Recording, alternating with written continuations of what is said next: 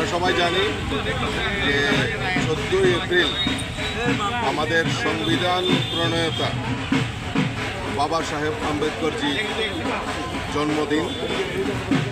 এই জন্মদিনকে সামনে রেখে আমাদের রাষ্ট্রীয় সভাপতি ভারতীয় জনতা পার্টির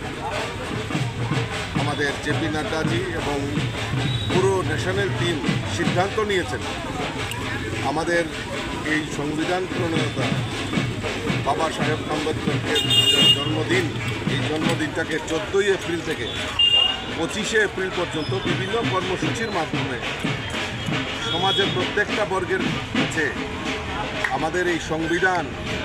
সংবিধানের মৌলিক অধিকারগুলি এবং আমাদের বাবা সাহেব আম্বেদকরের জীবনী মানুষের সামনে তুলে ধরার জন্য